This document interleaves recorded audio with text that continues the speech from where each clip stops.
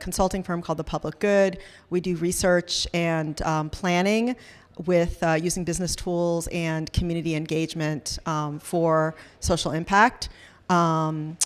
This work that I've been doing with public schools, I've been doing a lot of work actually around public schools for the past few years, is really kind of something that is my passion for a lot of reasons. And the work that I've been doing around the middle school stuff, I'll talk a little bit about that, but that's something that we've just been working on for a while as well. And then to my right is Jeremy, and Jeremy has been working with me also on some of the engineering stuff, the data, pulling in the data, doing the data analysis, especially at the state level. So we're not going to probably get into too much of the technical stuff. Really, it's just about exploring the process, the information, what's shared, and how the process works, and where we're going with it. And then also to my left is Matt Bergini. Bergini. I'm sorry. And you want to introduce yourself? Sure. Hi, I'm Matt. I'm the Director of Middle School Admissions at the Department of Education's Office of Student Enrollment. So I'll explain a little bit more about what that means in some subsequent slides.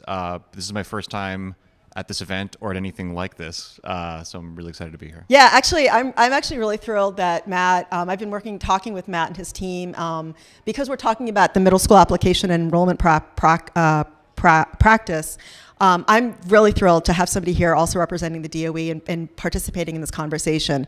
A lot of the work that I do around research and community engagement really does rely on a very collaborative approach to finding solutions, especially at the community level. So to have somebody from the DOE here, really, I mean, obviously I'm not the expert on this, what the DOE does, so Matt will also be able to jump in and correct me where I'm wrong, and also be able to provide some insights and maybe some updates and things like that.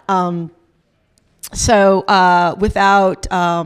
let's go. I want to jump to the, so first, actually, a show of hands.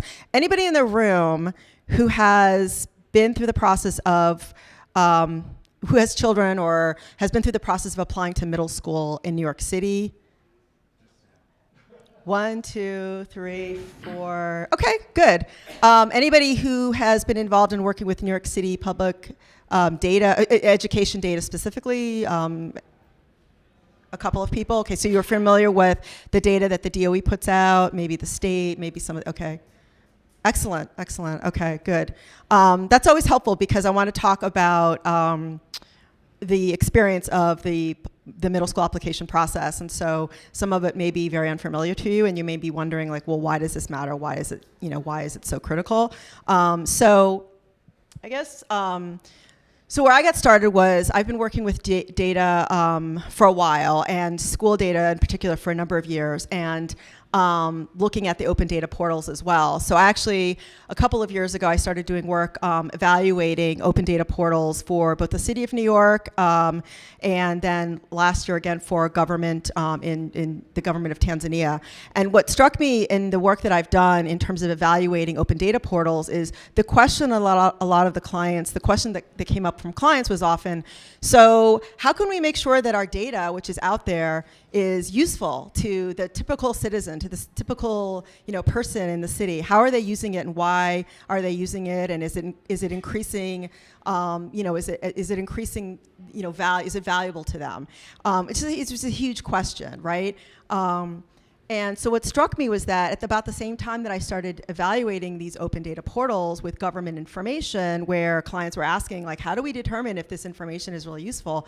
I also was at the same time exploring the issue of middle school and schools in particular, but then eventually last year went through the process myself of actually having to decide where my 10, 11-year-old at that time would be going to middle school the next year. And the reason why I guess I feel like this is such an important issue is that unlike most of the rest of the country, if not in many parts of our city, in particular in District 1 where I live, so I'm going to talk about this from the perspective of somebody who lives in a district where there are no assigned schools. You're not by default assigned to a school. So in other words, in order for my child to go to 6th grade, he has to actually decide and rank those schools that he's going to go to. So before he gets to that point, or before as parents we get to that point, we have to think about, so how are we going to pick those schools? How are we going to decide and rank those schools? So really, this whole process of engaging in something like education, which is pure public good, really does require the full transparency and accessibility of information about these schools. So the questions, I think, what I also like to do when I start with these kinds of projects is to start with questions. And the questions that we want to explore, and the first question, which was posed to us by Matt and his team, was how can data be used to enhance the family experience of participating in the middle school's admissions process? This is a question that I have also been grappling with in terms of, so when we talk about, also I should say when I talk about data here, actually really data to me is a subset of information. So really it's not just about data, it's about information. So, data could be, how many seats are available in this class or this school? How many people applied to this school? What is the demographic? What are the, population demographics of this school? What are the, data can be those kinds of things, but it can also be things like, what is the philosophy, the teaching philosophy of the school? What is their policy around cell phones? What is their policy, or what are their disciplinary practices? Oftentimes kids want to know, are there lockers? So there's actually a ton of information that parents want to know as they're thinking about, where should they be going for 6th grade? And so some of the questions we've also thought about as we've done this work for the past year or two is, how can we harness open data? So the data that the city publishes, the state publishes, as well as social networks, digital tools, social networks being, peers, families, neighbors, to improve how information is shared with parents. And then given the size and complexity of the New York school system, how do we scale effectively? So again, I'm going to be speaking about the issue of information and questions and how they can be answered from the perspective of somebody who lives in just literally one district. Because I think that in order to sort of start this conversation, you have to really start at a fairly small level and then try to figure out how we can then scale it. But that is something that we have to be constantly mindful of. And also I think one thing, some of the things that we should be thinking about as we think about not only data that's available and information that's available to parents, but also, so we need to think about what data that's already collected by the schools. And I'm going to go through, as I go through the slides, I'm going to share with you a couple of links to sites which I find incredibly useful. There's just a tremendous amount of information and data that is actually available out there. Unfortunately, I think most people just aren't aware of it. And also to distinguish between the data, the information, the data that the parents and children want, which is disseminated by, and this is why I made this sort of diagram here, which I sort of imagine the flow of information looking like. So on the one hand, you have all the children, the 5th grade students and their parents on the one hand, who are really the consumers and looking for information about schools. And then the other right-hand side is the source of information. So on the one hand, you have the Department of Education, the DOE, which I have an arrow pointing towards because they actually make a proactive approach to sharing information. It may not be all the information you want, but every year they publish information and they push it out to parents. Then there's the New York State Education Department itself, which has also a tremendous amount of data. In fact, they probably have, if not more, they have different sources of information. But most people that I know of, most parents that I know of, would never occur to go to the New York State Education Department. And their website, by the way, their portal is beautiful. It's extremely well designed. But it doesn't really kind of fit. It's not really there. And then at the bottom, you have all the schools. So when the 5th grader and his parents are trying to figure out, well, where am I going to go to school next year? It's really up to them to go to the schools. The schools aren't necessarily coming to the families and saying, oh, you should think about us, or here's our information, or even, this is correct, or our website is up to date, or it's, they kind of sit back and wait for people to go to them. So that's part of the challenge here, is the flow of information. So then some of the other issues that are important is, so there's information about the schools in terms of things like their academics, their curriculum, their environment, how many seats they have. And then there's other information that's really important for parents to know, which is, well, what is the process? So when you are thinking about the school application, what is the process? How does it work? And in our case, in District 1, we had multiple schools which had multiple processes. So every single school that we visited may have had a different, you have to do an essay here, you have to write letters here, you have to do an interview here. And so how do you pull all this together and try to figure this all out and manage it is kind of stressful, to say the least. And I think I sort of talked about this a little bit, but again, going back to data that's shared by the central office, which is the DOE, when I talk about central office DOE, and then by individual schools. And what I would love to see happening is how families can hold their schools, especially schools at the local level, more accountable for the information that they're sharing. So those are sort of the questions that I'm going to start that sort of perpetuated or got us going in terms of in the direction here. So any questions at this point, or okay? So I also want to start with some of the sort of user assumptions in this journey of what it means to actually go through the process of figuring out what school options you have. So I'm sort of I'm presenting this scenario of an average fifth grader who attended a District 1 elementary school. His school ends in fifth grade, so now he's got to think about where he's going to go to school for sixth grade. And by the way, in District 1, where we don't actually have zones and we're not assigned to school, it's actually mandatory that you apply to any school that you want to go to. And so your options include District 1, or district schools, I should say, borough schools, and citywide schools. And by the way, also there's charter schools, which I didn't include in here, but that's a whole nother level. So you have various levels of schools that you could be thinking about that are technically, legally, all options for you. But again, it's one of those things that I've heard often from a lot of parents. They're just not aware. It's such an overwhelming process that they don't think about what are all their various options at all these different places. So if you have 800 fifth graders, they all have to figure out, where are the spots that they can think about, and where do they have a chance of getting in, and what is the process, and what do they need to know, and those kinds of things. They also need to get specific information about the schools.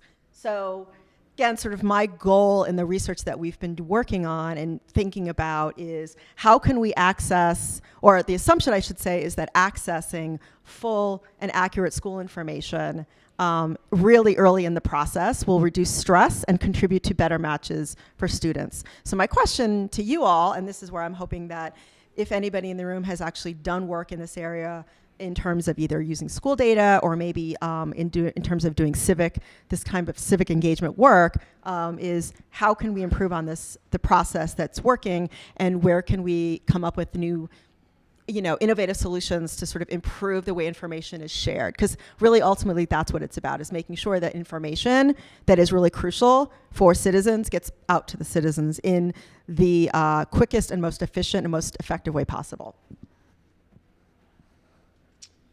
So I can have Matt can talk a little bit more about his role at the Department of Education. Sure. So just to contextualize the work that I do and that our office does, the middle school admissions process is something that every fifth grader in New York City goes through. So we have about 80,000 fifth graders participating this year. That number is pretty consistent year to year. And we have around 400 middle schools. And what the process does is it invites families to apply. Families get an application that lists their options. Families are invited to rank schools by writing a 1 next to their favorite, a 2 next to their second favorite, and so on, up to 12 schools. And then a few months later, every family gets one match to a middle school.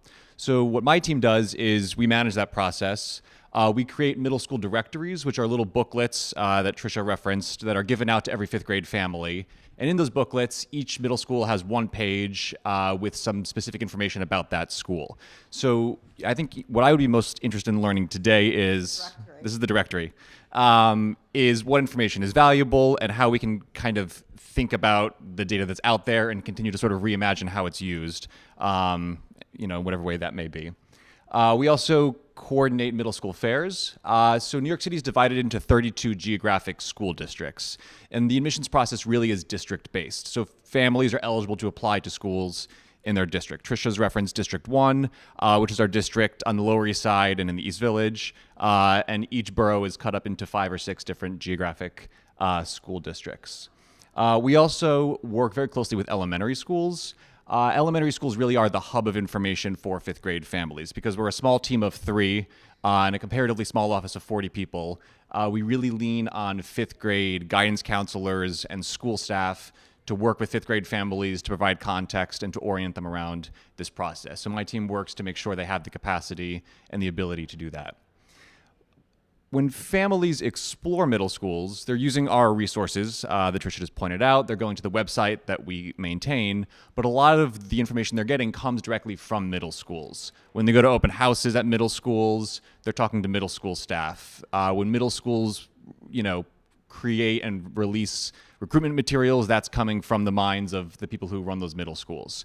So very often families are getting information both from us centrally as well as from schools specifically. And often we have to navigate aligning, the information and the messaging across those two places. So that's one sort of inherent challenge to our work that we're always looking to sort of think through how we can improve. So that's sort of the work we do on a high level. As we move forward, certainly if you have particular questions, feel free to share them and we can definitely unpack them. Yeah, and that's actually, I think it's really important also that, this is a lot of the confusion is to, for parents is, so, what is the role of the DOE central office and what is the role of my local school? What is the role of the school that I go to now in informing me and helping to inform me of my choices and options? Which, by the way, a lot of them, they don't have guidance counselors. They might have, I know at our school we have our principal will do sort of an informal information session, but, they have to be really careful and not sort of push you in one direction or another. So it's, it's really, for parents to think about like, well, how does this process, like, it feels so opaque in some ways. Who do I go to for information? It's, so big. And, so again, part of this is trying to figure out like, well, how can we make the information more accessible, more transparent and easier again, for everybody, throughout the entire process. So I'm going to start. This is sort of like the journey. So we have also. I just to emphasize again that this is for parents who have children and you're thinking about. And by the way, this happens in elementary school. It happens in high school. But I'm just taking the middle school example. Is that it can be a really highly fraught, stressful situation, and particularly if you live in one of the few districts that are not zoned, so you're not automatically assigned a school. You really have to figure out what you're going to do.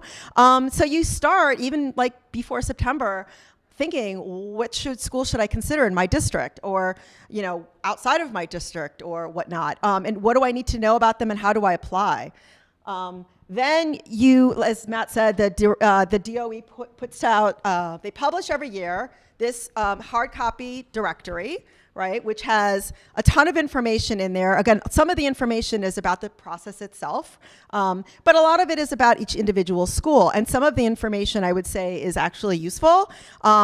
And some of it, I'm not exactly sure. First of all, I'm not exactly sure how to interpret it, especially when you have a school that might have 3 programs in a school.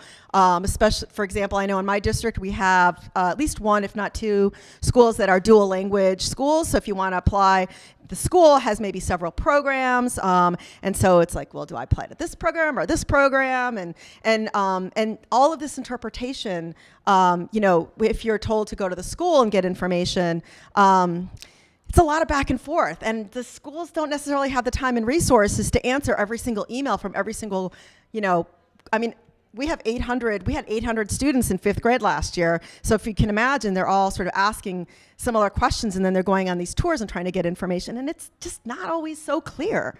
So again, like how can we take some of this information? My sort of dream at first was like, well, how can we create a digital version of this so that not just like, oh, it's all there, but even a tool that would allow you to say create filters. Like, so for example, I think it's also important that we recognize that every family and every family's child is going to have very different needs and very different preferences. So, if your child has an IEP, or if your child needs help with, or has different interests, like there are certain things you're going to be looking for. You want to look at things like location and physical accessibility, and just there's so many different things. Like, wouldn't it be great if there were a way, like, when you go on to, say, Amazon or any other search engine, where you could filter for the things you're looking for, and that would make the process that much easier. So. Yeah, I think To that. the other challenge that we face as well is how to make sure the information gets into the hands of families. We have elementary schools that are very adept at doing that. They invite families in. They have, open school nights to discuss the specific process. But we do know we have families who may not have as much access to this information as others. One thing we do is we go to the largest 25 homeless shelters each fall to provide counseling to families, which is meaningful. But in a city as large as ours, we need to find more systematic ways to sort of push this information into the hands of families. So I think, aligning what information is available, how it's available, with distribution channels is sort of, the ultimate challenge as well. Yeah. I actually work for a community-based organization in Brooklyn, and we run after-school programs in elementary school and middle school. I'm wondering if you work with any after-school programs to help provide. I work with an after-school program in Brooklyn, and I'm wondering if you go through any after-school programs, or if that's something that you see that would be useful going forward. That's a great question. I think part of our challenge is that we don't really have staff to do things programmatically. So we really look at our job as capacity builders. So we do trainings in addition to school staff for all the Beacon and Cornerstone programs, the DYC, after school programs.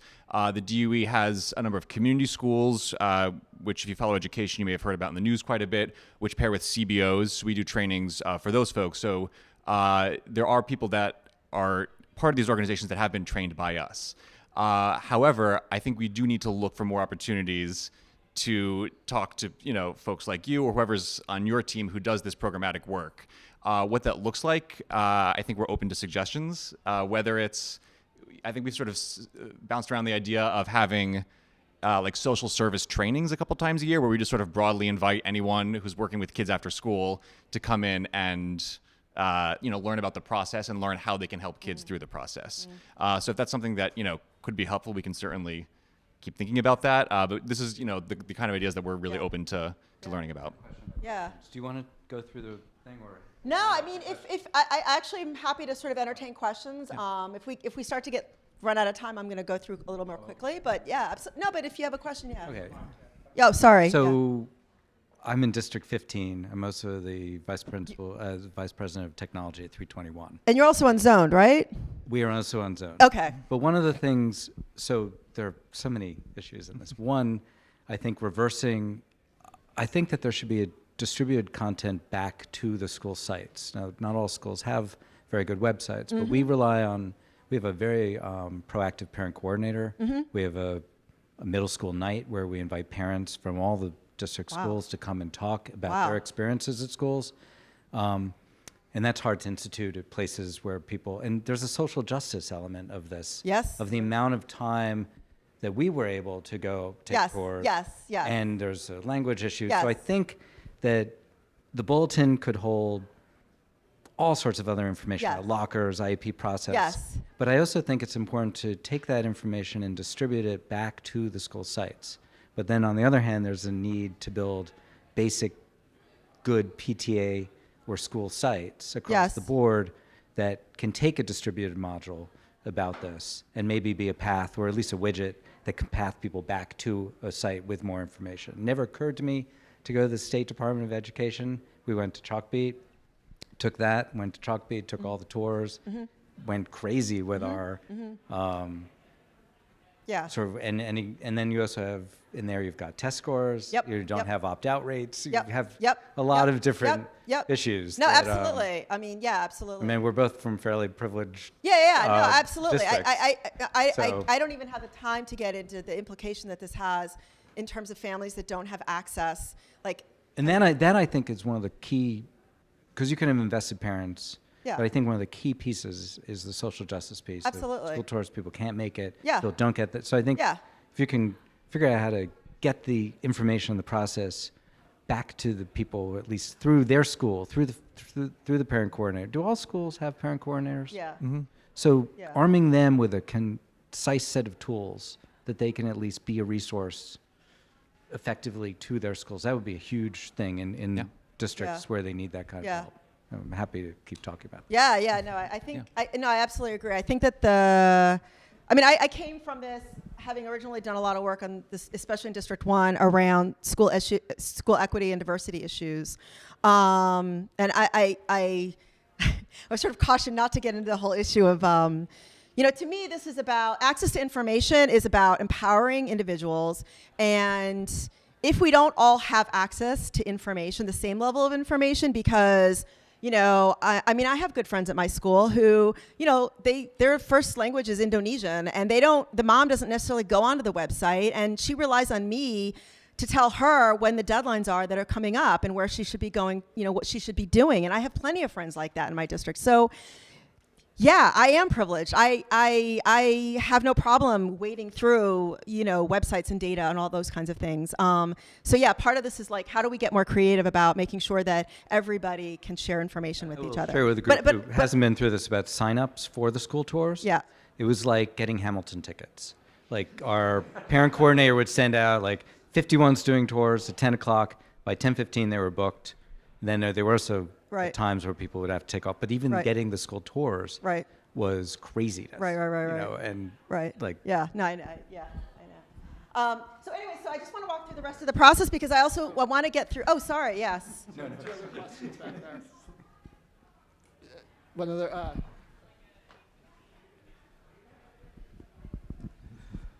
So I was just kind of looking at the application, and then I noticed that you kind of have to rank the schools. You have to rank your schools, and then you can go up to, I think it's at 12. But like, I guess for some, because you spent a lot of time on this, basically. Yeah. But for a parent that maybe wanted to spend less time and say, either rank 3 schools and then have it do the next 10 by distance or by kind of safety or by maybe a set of 5 criteria or something, like, is that something that could be possible even if maybe a parent just like, okay, I just want my kid in a safe school that's close to me, and then just have some kind of process that could rank it by that, so they don't have to be like, okay, these 3 schools, this one, that one, this one, that one, all the way down. But what would happen if you only put listed on your because you don't have to list 12 schools. Right. What would be the scenario if I said I'm only listing 1 school? What would happen? It's a great question. So because we're a district-based process, each district sort of has its own ecosystem. So for example, in District 1 or District 15, where you don't have zoned schools, which means there's no school that kids are entitled to go to if they wish to, if you ranked 1 school, you'd either match, or if you didn't match, you'd be matched to another school with availability in the district. So generally, what we message to families in Districts 1 and 15 is after you rank your favorite schools, rank some additional schools, because if you match to one of your preferred choices, great. If you don't, you want to maximize your voice and where your child goes to school, so ranking additional schools on there is the way to do that. Conversely, we have parts of the city where there are schools that are less in demand than in District 15 or 1, where if you have a zoned school, you're entitled to go to that school. If you rank that as your only choice, you're going there, done. A one-choice application is a great application. So it really does depend on the parameters of the schools in the district. Absolutely. And also, in terms of the question you brought up, I think sort of the big thing our office is thinking about now is this fall, we're going to be going to an online application for middle school and high school admissions, which is a very big change for us. Right now, we're working on the technical end of that, and this is something that's new to me personally. We have a great team working on this. But I think as we build that out, and this will be sort of a multi-year process, this fall there will be an online application. That application will continue to evolve as we learn and continue to build. Thinking about how a family can sort of align like a search feature with specific criteria to the actual application is something that I'm really excited about personally. I know our office is. How we get there will be sort of is an open question still, but I think that's what you're articulating is sort of our hope and vision for down the road. Yeah. I had a question about thinking of tools where you can also engage a fifth grader at this level. I mean, fifth graders are not elementary school Yep. children. Yep. I know I just went through this process with my daughter.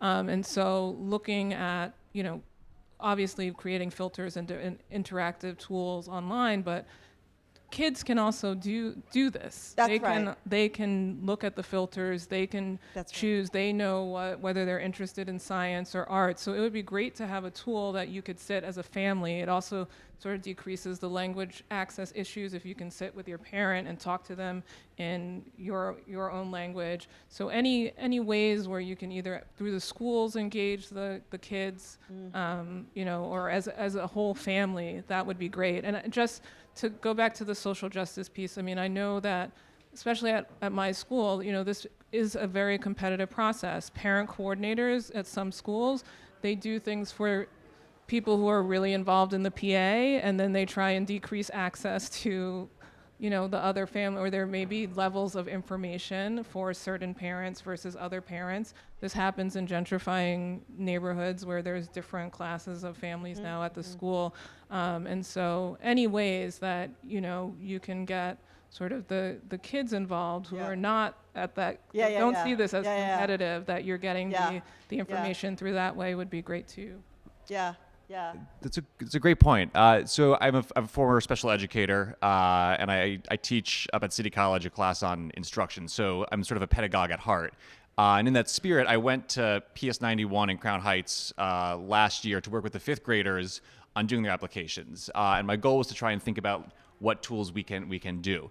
So in the directory, there's a little scavenger hunt that I tried to make kid-friendly, which my hope is that it's a tool that when a fifth grader's in an office with a guidance counselor, the guidance counselor can say, hey, let's take 5 minutes and do this little thing together. Yep. How to keep on building that is something I'd love to learn. So, if you want to talk after about ideas you have or if there's any other ideas, this is we'd great. love to learn that. Yeah, well, part of the reason why I wanted to have this sort of somewhat open is just to sort of throw out ideas and suggestions. But let's get through, I want to get through also the rest of the journey, and then also get to eventually some of the stuff that we've done.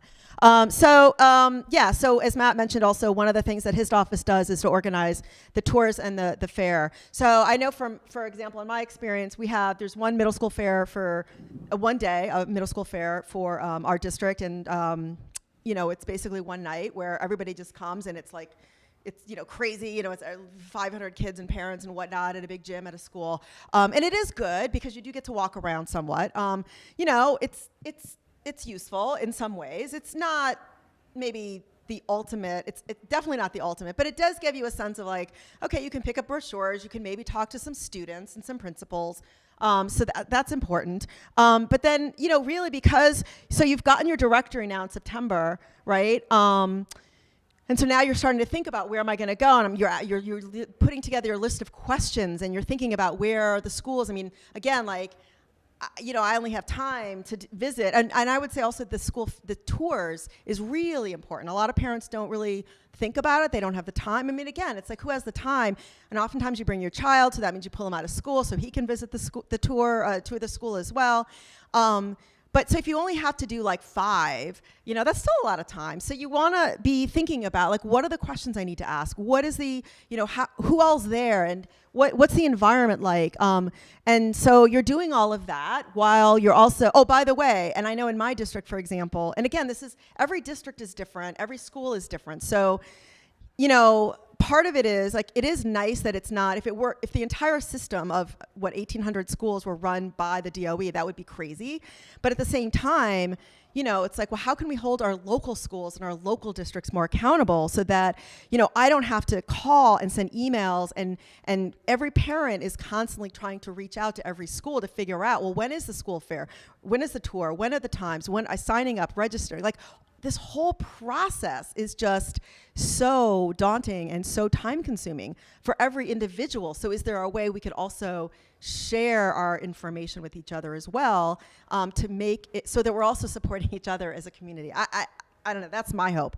So we're talking to friends and neighbors. And again, in my experience has been generally that's the first place where people go is, they want to talk to friends and neighbors in their sort of cohort, their social group. Where are you sending your kids? Where are you not sending your kids? What is the best school to go to? So that's, people are relying on that. And then usually around the end of November, the family will get, and I guess this will be changing, but they'll get a pre-printed list of the different schools they're eligible to apply for.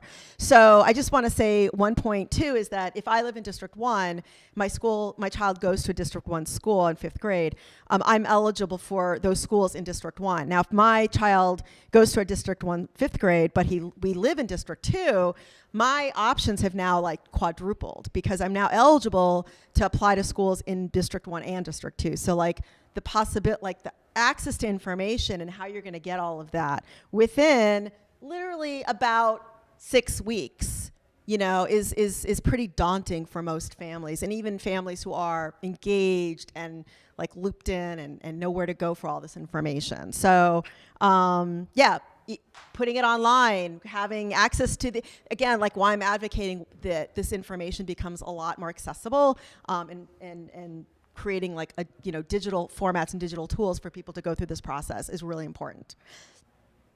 Okay, now, oops. Why is it not? Sorry. Yeah, can you? Sorry, technical difficulty here. Oh, next slide. Sorry.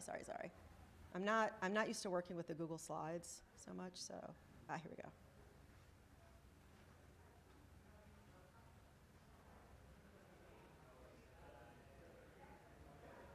No. Okay. There we go.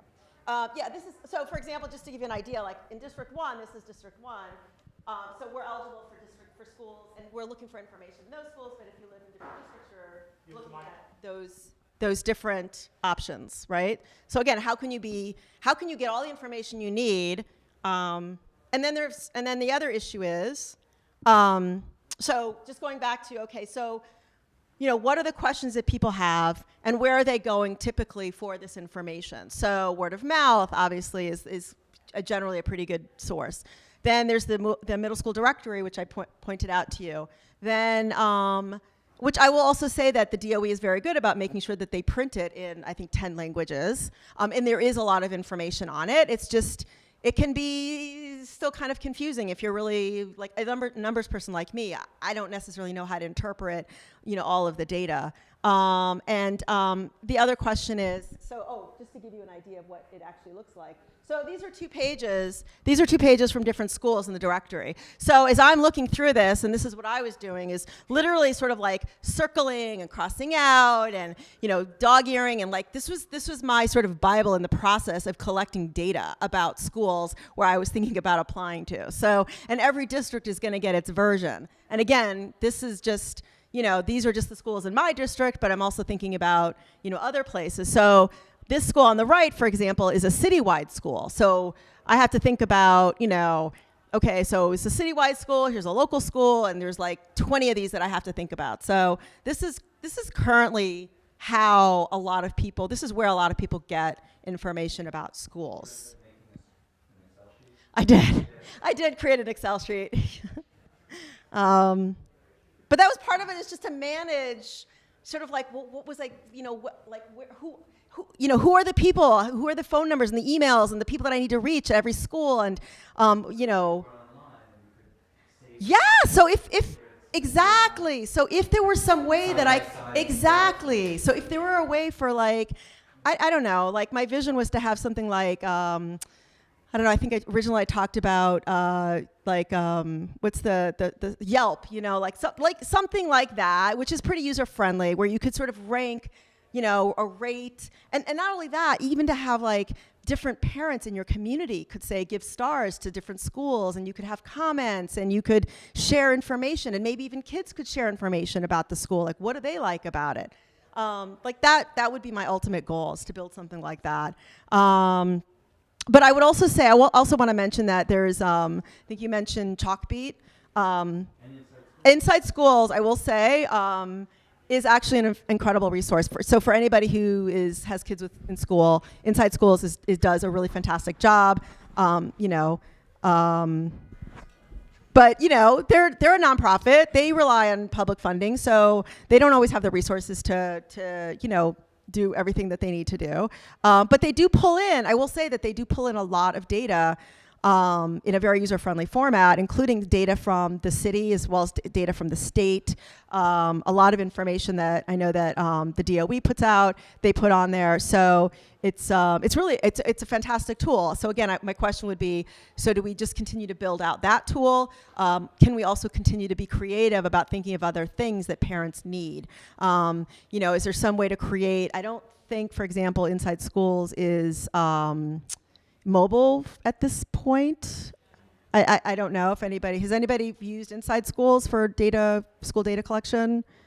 Yeah, it's not responsive. It's also not. not in multiple languages. Yes, exactly. And it doesn't have a save favorites thing, because each time you end up back at a search to find, it's a little complicated to get to the actual page. Right. But So the page is great. Right. Once So you get there. Right. The page for each school is great, but ideally, again, wouldn't it be great if you could actually say, okay, I'm going to rank my top 3 schools, put them side by side, and see how they compare, and then also have it mobile friendly, have it in multiple languages. Like, come on, it has to at least be in Spanish. I mean, So one of the things we did when we started doing the research is we did some surveying of parents in District 1 and other areas, as well as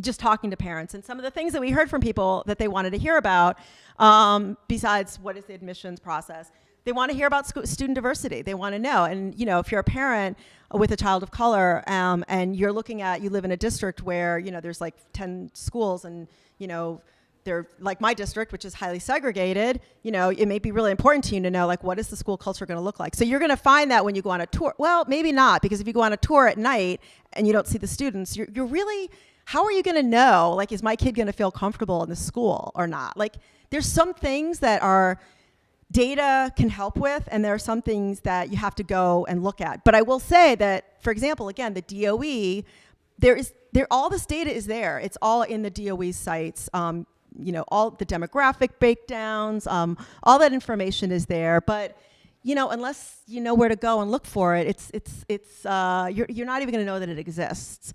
But things like curriculum, arts, teaching philosophy, these are things that people want to know. Is the middle school going to have a similar approach to education as my elementary school? How are you going to get there? That you have to get that from the school. You have to depend on the school to provide that. Social emotional supports for students. That's hugely important to parents, especially in middle school. That's not something that's really published at this point. Schools class sizes. I found that definitely exists in the New York State site, but I don't know that exists anywhere else. So one of the questions we started grappling with as we thought about sort of business questions and the process and of this is, so what are all my options? So if I were somebody, we started with this question about, so if I live, at my street address, and I don't really know what my zone is or my district or any of these other things, I'm just thinking like, okay, there's a school across the street, but what else is there? Is there some way where I could sort of type in my address and out would pop all the schools that I'm eligible to apply for on a map? And in fact, when I looked at both Inside Schools as well as I think the DOE School Finder, neither one of those has an app that actually does that. What they do is they'll return the schools in maybe your local district, but they won't tell you all of the schools. And I want to know what all of my choices are. So one of the things that we did, and hopefully I can open this up well, and I have to give a shout out to Sam Gass, who's in the audience, because he was the one who helped really build this. We built this actually for another project we were working on with a client, but what was so cool about it was that in a very it's very, I will say it's a very simple version, but it gives you an idea of what the questions are that we were asking and what we wanted to explore. And so again, you have a map, and these are all, I believe, the school districts. And so I'm looking at, I'm a parent, and I want to know, okay, I live in this district here, and I want to know, so, oh, there are all my district schools. Okay, great. Now, but what else, what are my other options? Well, what about borough schools. Oh my God, I actually could apply to these schools. Who knew? And in fact, actually at our school, like I said before, we have families in my district elementary school who actually live in Harlem or the Bronx or in Brooklyn. So in fact, they're not just looking for schools in District 1, they're actually looking for schools in other parts of the city. And wouldn't it be great to know that there's a really good school up in your neighborhood where you live that you're entitled to apply to? But you also kind of need to have a map, which visually gives you that sense of, again, you're going to be like, you're putting your 11-year-old on a bus or a subway. Do you want them walking a mile, or do you want them on a bus or a subway for an hour? That's really important for parents to know. And then in addition to the borough-wide, you also have citywide schools. So in fact, actually, and I don't have all the schools showing up, but in fact now you've got choices in Brooklyn. You've got now, you'd have to kind of go through them and look at, okay, so here's a city school in Brooklyn, and maybe I live in that neighborhood of Brooklyn, and maybe that would be something I could apply to. There's basically, and then the other thing too, I think that is also really important for people to know is that there's also this goes back to sort of in terms of understanding the schools, not only in terms of what they offer, like their curriculum and their environment and where they're located, but also what's called the screen or unscreened school. So again, like in my district, the majority of schools are screened. What does that mean? It means that, let's say you're a dual language school, and so one of the screenings could be that you have a fluency in, say, Chinese or Spanish. And so they look for that in terms of thinking about you as, like, that's a screen, okay? Or, for example, in a school that may be an elementary district school, so it starts in pre-K, and it goes to 8th grade. Well, if I'm now looking for a 6th grade, and I know that preference will be given to the kids in 5th grade, then I know that the likelihood of me getting in there is going to be harder because the priority will be given to those kids because of that screen. So it's also really important to understand all of these pieces. So again, and also for a lot of families, you might want to be thinking about, if I could go to a school that starts in 6th grade and actually goes through high school, well, that would be great. I wouldn't have to go through this again. So, it's kind of like, again, the beauty of what we did here, and I just wanted to sort of share this as an example of just trying to be really creative about information and how it's being shared, where it's being shared, and all of the different types of information that are so important, and the data that it's there. This is all there. We actually pulled all of this data. Some of it we got digitally, but some of it we just manually entered from this book, right? So we basically pulled a lot of data from this book in order to create this map. But wouldn't it be great if, like, all of this stuff, and eventually, and this is where what Jeremy was interested in, was looking at, I just pulled this for District 1.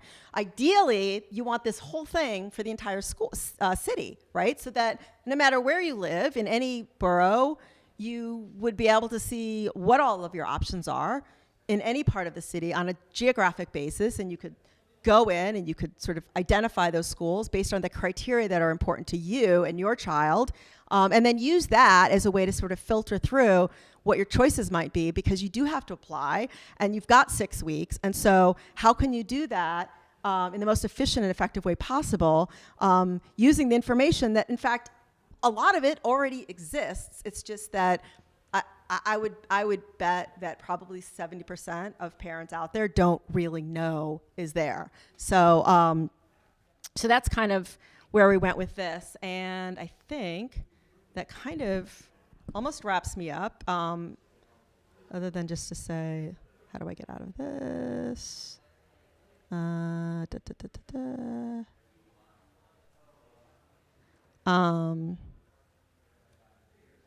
Yeah, so again, our vision that we've been working on for the past, I don't know, a couple of years, at least definitely for the past year since I went through the process, is looking for reliable and accessible sources of information about public schools and options that are available to parents, a way to organize information that's personalized for 5th graders, access to real-time updates, and customizable search options through tools for collecting, sharing, and comparing.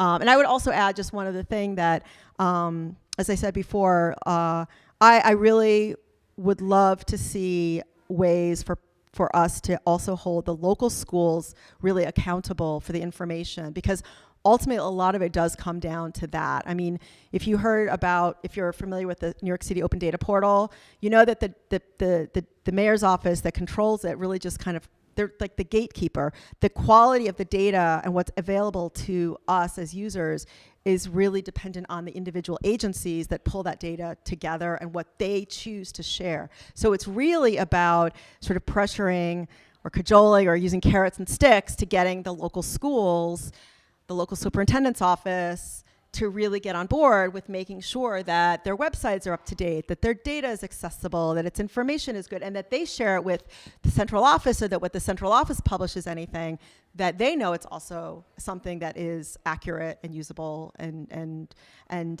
useful for all of us. So, so that's it. So any other questions? Ideas, suggestions, that's what we're looking for. Yes.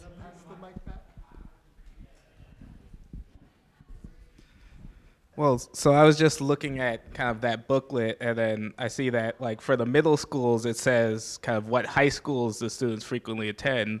But then I looked at, like, the elementary school booklet, and it doesn't say kind of what middle schools those students frequently attend. So I wonder if that's something that you have or that you even give to the schools, so then at this kind of like fifth grade event, you could be like, okay, at this school, kind of the five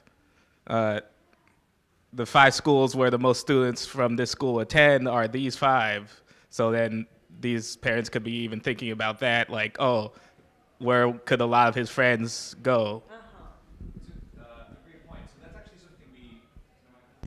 So that's something that we actually included for the first time 2 years ago, and that was in response to getting a lot of feedback that that's what a lot of people were looking for. They wanted to know where kids were going to high school from these middle schools they were looking at. I don't work on kindergarten admissions, but I don't know if that's a question that comes up as much in that process. For elementary schools, I know our office provides a lot less information about schools. I don't know exactly why that is the case, but that's something I'll certainly share with the kindergarten people. It's a great question.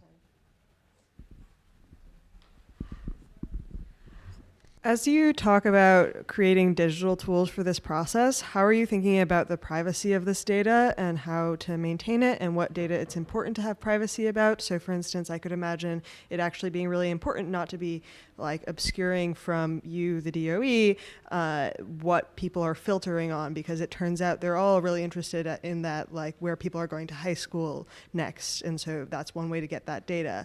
So what are you thinking about in terms of data privacy and prioritizing that? It's a great question. Well, I guess I'm not, so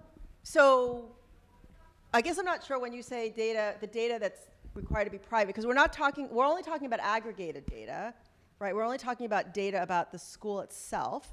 But you're also talking about things like asking the user to put in their home address and asking the user to put in their school's address, and maybe there's some other data. And at a certain point, it's very easy to identify a single individual from the data. And so figuring out that alongside maybe you're saving the data, and because you mentioned you wanted a favorites option. And so there's all sorts of data privacy issues there. Yeah, okay, yeah. In terms of the online application, I can say one reason it's taking us a long time is because the privacy protections are incredibly robust around that.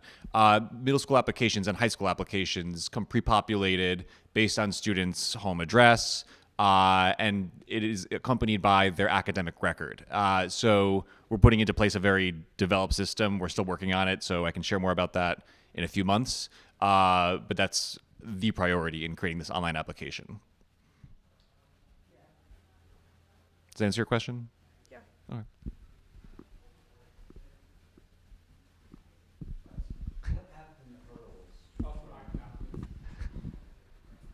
For posterity. What have been the hurdles from going from a very obviously digital compendium to create the booklet, from taking that information and creating a site that is somewhat searchable? What have been the blockers? It's a great question. So the high school admissions process, we always call ourselves the stepchild of the high school admissions process. They got funding recently to create School Finder, which is an online search engine for high schools. And it was really sort of amazingly developed. I have a former colleague who actually developed it. I just ran into walking around here. That took a long time. A lot of it was financial. A lot of it is, I think, just sort of the time and capacity of our office to do it. I think that's all I know. The vision is that that school finder will be built out to include middle school and then also sort of align with the online application. How exactly that will work, I don't know. That's something we're still trying to think through. So I think there you're possibly running in, if they were in parallel and not waterfall, because the online application doesn't have to be, they're almost separate exercises. So if you could port the high school one and then think about other data, it's a data aggregation piece. The map is lovely, but it's really a feature of the other thing.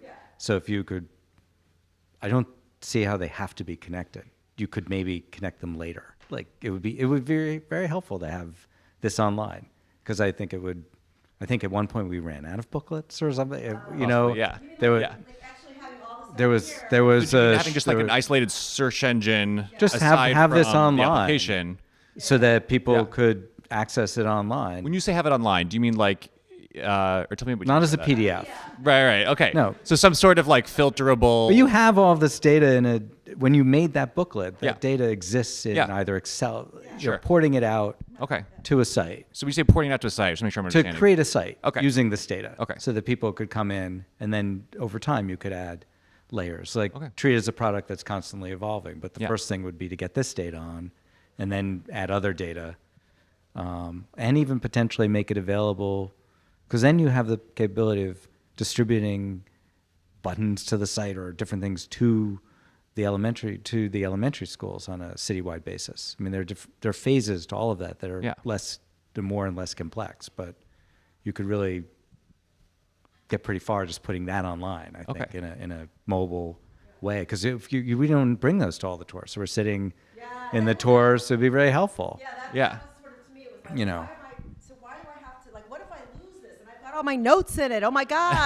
Totally. We lost our folder briefly. Exactly. You know. Yeah. And Yeah. I will, just one last thing, I think my time is up, but I as I was exploring these different options, I don't know, I came across the city of Boston, obviously a lot smaller, but I don't know if you guys are familiar with the city of Boston, and I think it might be for the entire school district, has recently created their entire process for applying to schools is all online, and they also have a way where everything is online. You can search for your schools, you can go through the process online. And actually, it was created through, I think it was originally created by a guy out of Code for America. And then he got funding, and then they built it out. And, but it's kind of an interesting example of where, wouldn't that be great if we had something like that as well? So that you could just, use this and share it, and it would be mobile, and it would be, you could, so. the DOE we're having a big desegregation effort. Yeah. A diversity effort. And I was there a few weeks there's- ago.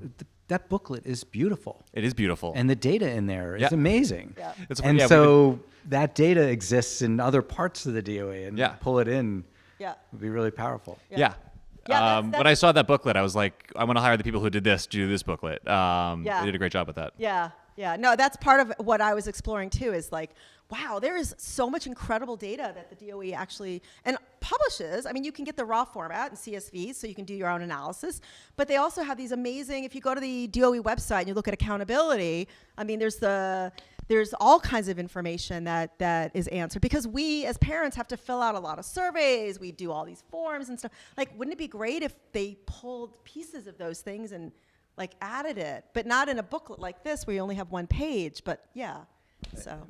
It's not trivial, but so I used to run Brownstoner, and the real estate section on Brownstoner was compiled nightly into WordPress from an API.